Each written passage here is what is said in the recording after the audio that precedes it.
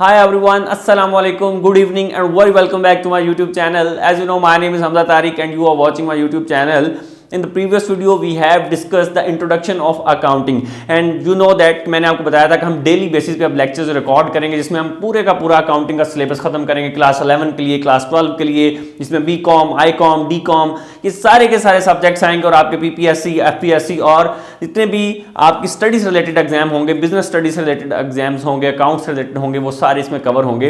इसकी बेसिक को भी अंडरस्टैंड करेंगे, इसके एमसीक्यूज को भी अंडरस्टैंड करेंगे, इसके कॉन्सेप्ट्स को भी देखेंगे, क्वेश्चंस को भी देखेंगे। सारे के सारे चैप्टर जो है वो बैंक रिकॉन्सिलेशन, इक्वेशंस, जर्नल सबको हम करने वाले हैं। तो आज हम डिस्कस करेंगे, लास्ट में हमने इंट्रोडक्शन ऑफ अकाउंटिंग डिस्कस किया था, तो आज हम डिस्कस करने वाले हैं objectives or characteristics or you can say that the advantages merits of accounting और उसके बाद हम देखेंगे purposes of accounting, accounting को किन purposes के लिए कौन कौन इसको यूज करता है। तो कहीं मत जाइएगा, so let's begin।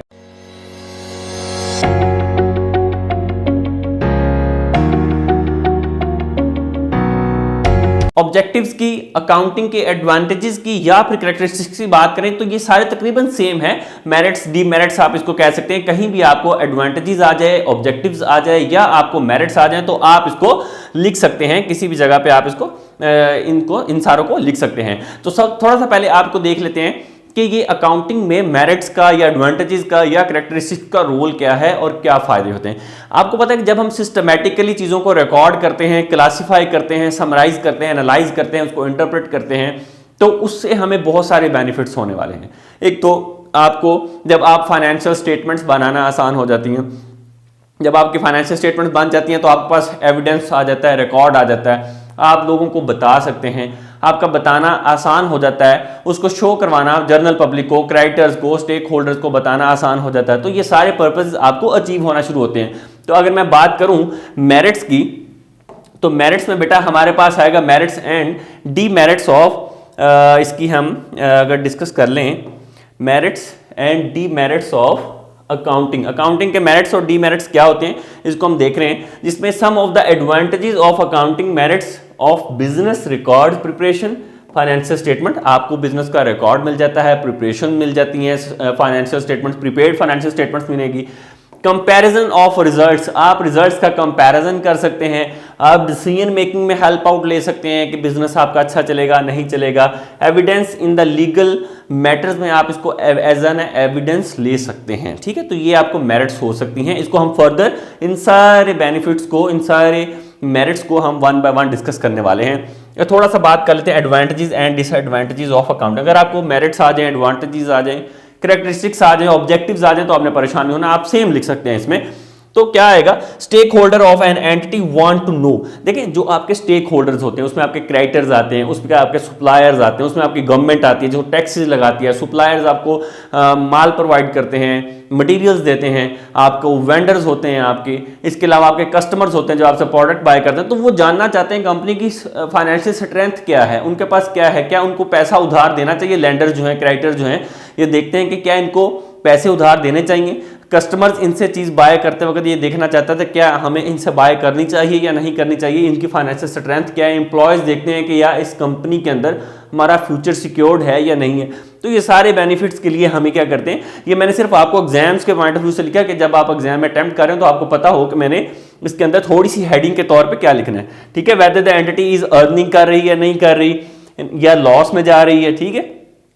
और आपने ये भी देखना है, they also wish to know whether the capital investment in the business increasing or decreasing। Capital investment जो है वो इंक्रीज कर रही है या डिक्रीज कर रही है, तो क्या इसके अंदर इन्वेस्ट करना अच्छा रहेगा या नहीं अच्छा रहेगा, ठीक है।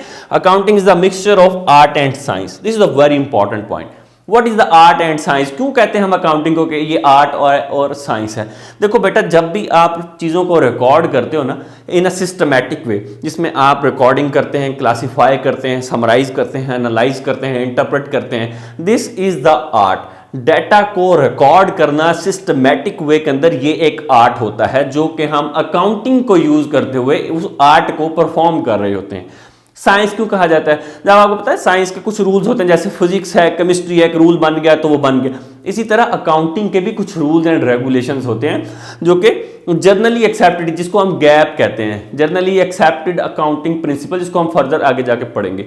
ठीक है, वो गैप के रूल्स होते हैं। इसी तरह उन रूल्स को फॉलो करते हुए हम अकाउंटिंग को यूज करते हैं, हम अकाउंटिंग की पॉलिसीज, रूल्स, मैकेनिज्म, प्रोसीजर्स को फॉलो करते हुए हम यूज करते हैं। इसलिए हम इसको साइंस भी बोलते हैं कि ये एक साइंस भी है और एक आर्ट है। आर्ट है डाटा रिकॉर्ड करने को, उसको प्रॉपर तरीके से, साइंस है उस प्रोसीजर्स को फॉलो करते हुए हम रिकॉर्ड करते हैं, तो इसलिए हम इसको आर्ट एंड साइंस भी कहते हैं। अकाउंटिंग इज द रिकॉर्डिंग है, क्लासिफाइंग है, समराइजिंग है फाइनेंशियल स्टेटमेंट्स को manner in well manner and terms of money में हम इसको रिकॉर्ड करते हैं। बेटा ये है हमारे पास जो है वो अकाउंटिंग, दूसरे वर्ड्स में हमने इसको डिस्कस कर लिया। ठीक है, अब हम नेक्स्ट स्लाइड्स पे मूव करते हैं। नेक्स्ट हमारे हैं merits of accounting. What are the merits of accounting? Merits of accounting की अगर हम बात करें तो ये सारी की सारी मैंने आपको बता भी दी हैं, हम इसको वन बाय वन डिस्कस भी कर लेते हैं। Maintenance of business record, business का जो रिकॉर्ड होता है उसको मेंटेन करने में ये हेल्प आउट करती है। ठीक है, जितना भी बिजनेस का रिकॉर्ड होगा, ट्रांजैक्शंस हो रही हैं, उसको हम रिकॉर्ड करते जा रहे हैं, तो हमारे लिए हेल्पफुल है। ठीक है, इसी तरह से प्रिपरेशन ऑफ फाइनेंशियल स्टेटमेंट्स है, कंपेयर, इसको मैं वन बाय वन आगे जाकर डिटेल से डिस्कस करने वाला हूं, इसलिए सिर्फ अभी आपको नाम बता रहा हूं कि अगर आपको सिर्फ यहीं तक ही आपका टॉपिक कवर हो रहा है तो आपको कुछ और टेंशन लेने की जरूरत नहीं है। Comparison of results, decision making, results को कंपेयर करने में दूसरों के साथ, डिसीजन मेकिंग में हेल्प आउट करने में, बिजनेस को आगे लेके जाने में, पॉलिसीज बनाने में हेल्प आउट करता है। ठीक है, evidence in legal court, court के अंदर एक एज अ लीगली एविडेंस है आपके पास जो आपकी फाइनेंशियल स्टेटमेंट्स होती हैं। ठीक है, provides information to related parties, जितनी भी पार्टीज, जैसे मैंने आपको बताया स्टेक होल्डर्स इन्वॉल्व होते हैं, इसमें क्रेडिटर्स होते हैं, इसमें सप्लायर्स होते हैं, इसमें मैनेजमेंट होती है। ठीक है, ये कस्टमर्स होते हैं, ये गवर्नमेंट होती है, ये सारे के सारे उसके क्या है, स्टेक होल्डर्स हैं, उनको इन्फॉर्मेशन की जरूरत होती है। टैक्सेशन में valuation of business, replacement of memory, आपको चीज़ें याद नहीं करनी पड़ती, लिखी लिखाई होती हैं, आपके पास स्टोर हुई होती हैं सिस्टमैटिक वे के अंदर। फैसिलिटेशन इन ऑडिट में effective management, preventing and detecting of fraud, ये सारी चीज़ों में ये बेटा आपको हेल्प आउट करता है। सबसे पहले हम देखेंगे, पहला पॉइंट हमने डिस्कस करना है maintenance of business records. Business के रिकॉर्ड को मेंटेन करने में ये हमारी हेल्प आउट करती है अकाउंटिंग, इसलिए हम अकाउंटिंग यूज करते हैं। किस तरह से हेल्प आउट करती है? रिकॉर्ड्स को, फाइनेंशियल ट्रांजैक्शंस को सिस्टमैटिकली रिकॉर्ड करती है बुक्स ऑफ अकाउंट्स के अंदर। It is not possible for management to remember each and every transaction long time due to the size and complexities की वजह से, उसके साइज की वजह से चीज़ों को याद रखना मुश्किल हो जाता है, इसलिए आप सिस्टमैटिक वे के अंदर उसको रिकॉर्ड कर लेते हैं। ये उसका सबसे बड़ा एडवांटेज है, सबसे बड़ा ऑब्जेक्टिव है किसी भी बिजनेस का। नेक्स्ट हमारे पास है preparation of financial statements. Financial statements क्या होती हैं? जो मैंने आपको बताया, जिसमें आप लॉस को चेक करने के लिए प्रॉफिट एंड लॉस स्टेटमेंट बनाते हो, बैलेंस शीट उसकी स्ट्रेंथ बताती है आपके बिजनेस की, उसको बनाते हो। ठीक है, ये सारी की सारी स्टेटमेंट्स आप बनाते हो, उसमें ये अकाउंटिंग आपको हेल्प आउट करती है।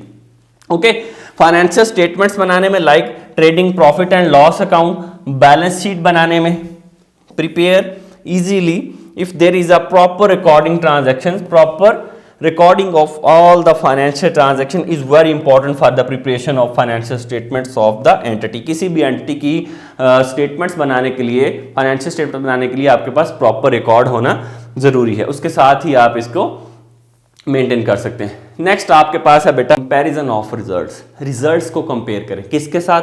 आप अपने प्रीवियस साल के रिजल्ट्स के साथ कंपेयर कर सकते हैं, आप किसी और कंपनी के साथ कर सकते हैं, आप अपने बिजनेस को आपस में कंपेयर करेंगे ताकि आपको क्लियर आइडिया हो, और वो किससे होगा? फाइनेंशियल रिकॉर्ड से आपको ये हेल्प आउट हो सकेगा। ठीक है, it facilitate the comparison of the financial results of the year with in 1 year easily। Also, the management can analyze the systematic recording of all the financial transactions according to the policies of the entity। किसी भी entity की, किसी भी business की जो policies होती हैं उसके अकॉर्डिंग आप उन ट्रांजैक्शंस को कंपैरिजन कर सकते हैं कि इधर ये वैसे ही रिकॉर्ड हुई हैं, इसमें कोई मिसमैनेजमेंट तो नहीं है, कोई फ्रॉड तो डिटेक्ट नहीं हुआ। ये सारा का सारा आपका कंपैरिजन में हेल्प आउट करता है। नेक्स्ट बेनिफिट जो मैंने आपको बताया था दैट इज डिसीजन मेकिंग। बेटा डिसीजन मेकिंग में भी ये हेल्प आउट करती है। फाइनेंशियल रिकॉर्ड्स को देखते हुए आप बहुत सारे डिसीजन मेकिंग करते हैं, इधर इन्वेस्टमेंट के डिसीजन मेकिंग करते हैं, इधर नई पॉलिसीज़ बनाने के डिसीजन मेकिंग करते हैं, उसमें भी ये हेल्प आउट करती है। इसको थोड़ा सा डिटेल से पढ़ लेते हैं। Decision making becomes easier. Decision making क्या हो गई है? ईजियर हो गई है। किससे?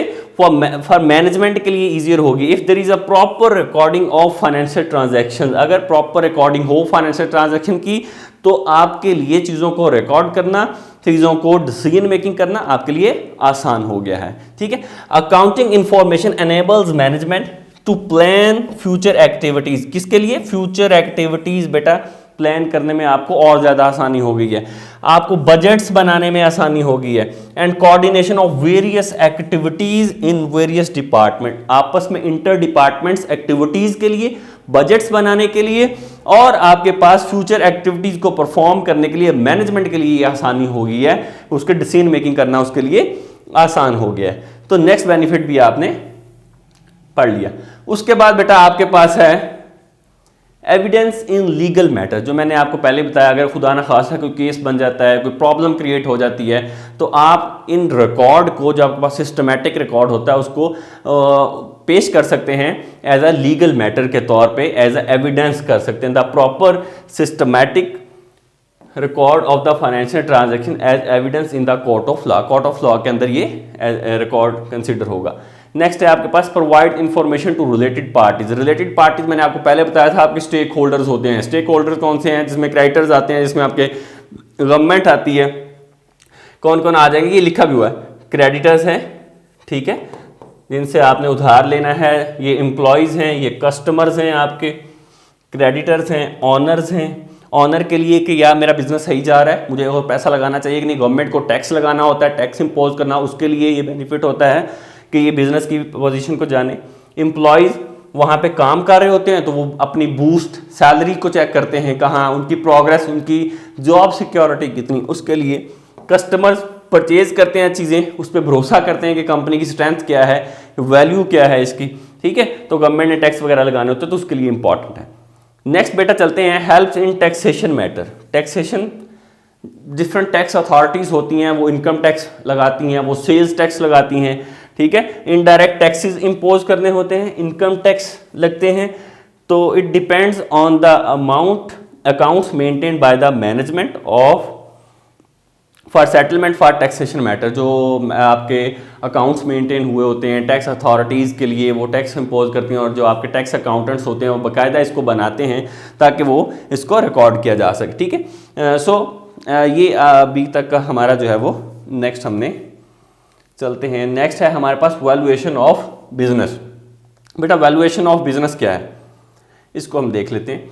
वैल्यूएशन ऑफ बिजनेस, बिजनेस को अवेलुएट करना है कि आपका बिजनेस कहाँ पे स्टैंड कर रहा है, एंटिटी कहाँ पे स्टैंड कर रही है, उसके लिए ये हेल्प आउट करता है। For proper valuation of an entity business accounting information can be utilize. जितनी भी बिजनेस की ये इन्फॉर्मेशन होगी अकाउंटिंग, उसको आप अपने बिजनेस को वैल्यूएट करने के लिए इस्तेमाल कर सकते हैं। कि इधर आपका बिजनेस फ्लरिश कर रहा है, आपको प्रॉफिट एंड लॉस स्टेटमेंट बता देगी, आपके बिजनेस की ट्रांजेक्शन्स आपको बता देंगी, ठीक है। It helps in the measuring the value of entity by using the accounting information in case of the sale of the entity. अगर आप एंटिटी को सेल करना चाहते हैं, बिजनेस को सेल करना चाहते हैं आगे फर्दर, तो आपको ये हेल्प आउट करेगी वैल्यूएशन ऑफ बिजनेस या अकाउंटिंग इंफॉर्मेशन कि आप अपने बिजनेस को किस रेट पे किस तरह से सेल कर सकते हैं, ठीक है। नेक्स्ट है आपके पास रिप्लेसमेंट ऑफ मेमोरी। आपको ना लंबी लंबी ट्रांजैक्शंस अब याद नहीं करनी पड़ेंगी। जब आप सिस्टमेटिकली रिकॉर्ड रख लेंगे तो आज से 1 साल पहले ये ट्रांजैक्शन भी आप उठाएंगे, इस डेट को क्या क्या ट्रांजैक्शन हुई थी आपको फौरन से पता चल जाएगा। तो ये रिप्लेसमेंट ऑफ मेमोरी है। Proper recording of accounting transactions replaces the need to remember the transaction. कोई भी चीज़ आपको जुबानी याद रखने की ज़रूरत नहीं पड़ेगी, आप प्रॉपरली आपके पास रिकॉर्ड होगा एंड देन आप फर्दर उसको कर सकते हैं, ठीक है। नेक्स्ट हम चलते हैं जी डिसएडवांटेजेस ऑफ अकाउंटिंग। अकाउंटिंग के डिसएडवांटेजेस कौन कौन से हो सकते हैं, ये मैंने बेसिक लिखे हैं, थोड़े से डिसएडवांटेज लिखे हैं कि जी ये डिसएडवांटेज हमें हो सकते हैं अकाउंटिंग के, जिस तरह से एडवांटेजेस हैं। डिसएडवांटेजेस में हमारे पास सबसे पहले आ जाता है express accounting information in terms of money, ठीक है। ये इसको 1 बाय 1 एक्सप्लेन करते हैं। अभी मैंने आपके लिए ये 6 यहाँ पे डिफाइन किए हैं, जिसमें आपके पास accounting information is based on estimates पे बेस करती है, कोई आइडियाज पे बेस्ड करती है, ये भी है। अकाउंटिंग इंफॉर्मेशन में भी बाइज्ड हो सकती है, आपका झुकाव किसी की तरफ हो सकता है।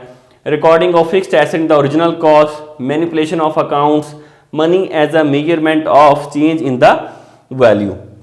सो नेक्स्ट हम स्लाइड्स पे जाते हैं और यहाँ पे जाके इसको वन बाय वन डिस्कस करते हैं। नंबर 1 हमारे पास है बेटा express accounting information in terms of money. हमें हर चीज़ को पैसे की टर्म के अंदर, हमने जैसे पढ़ा था कि हम कोई भी चीज़ आइडेंटिफाई करेंगे अकाउंटिंग में तो इन टर्म्स ऑफ मनी करेंगे। जो पैसे से हट के नहीं होगी वो ट्रांजैक्शन हमारी कंसिडर नहीं होगी। Non financial transaction can not be given effect into the books of accounts. उनका कोई इफेक्ट, नॉन फाइनेंशियल जो ट्रांजैक्शन है ना, उनका बुक्स ऑफ अकाउंट्स में कोई इंपैक्ट नहीं होता, कोई इफेक्ट नहीं होता। Only transaction financial nature of measurable by the accountant, जो फाइनेंस की टर्म में मेजरेबल होंगी, पैसे की टर्म में होंगी, वही रिकॉर्ड की जाएंगी। In fact financial transactions are expressed in terms of money. जितनी भी फाइनेंशियल ट्रांजैक्शन होती है वो मनी की टर्म में एक्सप्रेस की जाती है। तो बहुत सारी ऐसी चीज़ें भी होती हैं जिसको हमें समटाइम रिकॉर्ड करना पड़ता है, बट हम उनको नॉन फाइनेंशियल कह के रिकॉर्ड नहीं कर पाते। तो ये इसका एक सबसे बड़ा डिसएडवांटेज आप कह सकते हैं। फिर नेक्स्ट है accounting information is based on estimates. बहुत सारी इन्फॉर्मेशन जो होती है ना वो बेस कर रही होती है, हमने एस्टिमेट लगाया, मैंने सेल्स का एस्टिमेट लगा दिया मेरी इतनी होगी, मैंने किसी चीज़ की प्राइस बता दी कि इतनी होगी, एस्टिमेट बता दिया ना, कि एस्टिमेशन पे बेस्ड कर रही होती है। There are some accounting data which are based on estimates, thus inaccuracy in estimates is possible. तो जो हम एस्टिमेट लगा रहे होते हैं उसमें इन एक्यूरेसी आ सकती है। हम ये नहीं कह सकते कि हमने जो चीज़ प्रोडक्ट की थी वो एज इट इज, आज अगर एक चीज़ की प्राइस जो है वो 100 रुपीज़ है तो कल को उसकी प्राइस 200 रुपीज़ होगी, ठीक है। तो ये एक एस्टिमेट हमने लगाया था, तो जो इसमें इन एक्यूरेसी आ सकती है। नेक्स्ट ट्रांजैक्शन हमारे पास है अकाउंटिंग इंफॉर्मेशन में बी बाइस्ड। अकाउंटिंग की जो इन्फॉर्मेशन है में भी बाइस्ड हो सकती है। बाइस्ड किस तरह से हो सकती है कि जैसे बहुत सारी ऑर्गेनाइजेशन क्या करती हैं, अपना प्रॉफिट मार्जिन ज़्यादा शो करवाती हैं, समटाइम इन्वेंट्री का लेवल, उसको चेक करने का लेवल डिफरेंट होता है, डिफरेंट डेप्रिसिएशन मेथड यूज़ किए जाते हैं। आपने एक चीज़ जो है वो 100 रुपए की खरीदी है और उसकी प्राइस अब चूंकि 50 रुपीज़ रह चुकी है या मार्केट में उसकी प्राइस 150 हो चुकी है, तो यहाँ पे चीज़ें जो है वो clear, different inventory valuation methods use किए जाते हैं, डिफरेंट डेप्रिसिएशन मेथड यूज़ किए जाते हैं। समटाइम ऑर्गेनाइजेशन बाइस्ड व्यू देती हैं, अपना प्रॉफिट मार्जिन ज़्यादा शो करवाती हैं, कम होता है। समटाइम इन्वेस्टर्स को अट्रैक्ट करने के लिए वो इस तरह से ये करती हैं। तो डिफरेंट रिव्यूज़ यहाँ पे आने की वजह से हम ये कहते हैं कि इन्फॉर्मेशन अकाउंटिंग में भी बाइस्ड हो सकती है। ये डिसएडवांटेज है उसका, तो सम एक्सटेंट हम इसको कंसिडर करते हैं। उसको थोड़ा सा पढ़ भी लेते हैं। Accountants personal influence affects the accounting information of the entity. उनका जो पर्सनल इन्फ्लुएंस होता है ना, वो अपनी मर्जी से चीज़ों को बाइस कर सकते हैं, कभी ज़्यादा दिखा सकते हैं, कभी कम दिखा सकते हैं। Different methods of inventory valuation, जिसमें डेप्रिसिएशन मेथड है, ट्रीटमेंट ऑफ रेवेन्यू है, कैपिटल एक्सपेंसेस है, एटसेट्रा जो है ना, can be adopted by the accountants of measurement of income of the entity. Entity की इनकम को कम या ज़्यादा करके वो दिखा सकते हैं। So this is the disadvantage of the accounting. So next है recording of fixed assets at the original cost. देखो बेटा, ओरिजिनल कॉस्ट पे आप अपने एसेट को रिकॉर्ड करते हो और बाद में उसकी प्राइस जो है वो डिफरेंट हो जाती है। तो ये भी एक उसका डिसएडवांटेज है कि वो उसी तरह से वैल्यूएशन उसकी चलती जाती है, जब कंपनी की वैल्यूएशन जो है वो चेंज हो चुकी होती है इन एक्चुअल टर्म्स, बट वही वैल्यूएशन एट द सेम, जिस प्राइस पे आपने कोई चीज़ खरीदी वो उसी पे रहती है, उसमें कोई आप चेंज नहीं करते हैं, कोई कुछ नहीं करते, ठीक है। There can be a difference between the original cost and the current replacement cost of a fixed asset. अब उसकी प्राइस कुछ और है जबकि आपने खरीदी किसी और पे थी, वो ओरिजिनल पे रिकॉर्ड करते हैं, तो इस वजह से उसमें डिफरेंस आ जाता है, ठीक है। फ्लैक्स ऑफ टाइम की वजह से आ सकता है चेंज, उसमें टेक्नोलॉजी की वजह से आ सकता है। दस the balance sheet may show the true may not show the true status of the entity, वो ट्रू स्टेटस नहीं बता पाएगी। This is also the disadvantage of the accounting. So next है हमारे पास मैनिपुलेशन ऑफ अकाउंट्स। अकाउंट्स में ना कुछ लोग मैनिपुलेट कर सकते हैं, चीजें चेंज कर सकते हैं, रद्दो बदल कर सकते हैं। This is the major disadvantage of the accounting. So accountant और मैनेजमेंट कैन मैनिपुलेट और misrepresent the profits of the entity. जैसे मैंने आपको बताया, इन्वेस्टर को अट्रैक्ट करने के लिए आप अपनी फाइनेंशियल स्टेटमेंट जो है वो चेंज कर देते हैं, उसको डिफरेंट तरह से शो करवाते हैं, डिफरेंट शो करते हैं, प्रॉफिट दिखा दिया, कभी लॉस दिखा दिया, तो ये मैनिपुलेट कर लेते हैं चीज़ों को। So this is the disadvantage of accounting. So यहाँ तक हमारे जो हैं वो कवर हो चुके हैं, हमारे डिसएडवांटेज और अकाउंटिंग के पर्पस और सारे क्वेश्चन कवर हो चुका है। यहाँ पे हम बात करने वाले हैं पर्पस ऑफ अकाउंटिंग। अकाउंटिंग का पर्पस क्या है? ठीक है। तो डिफरेंट पर्पसेस हैं अकाउंटिंग के।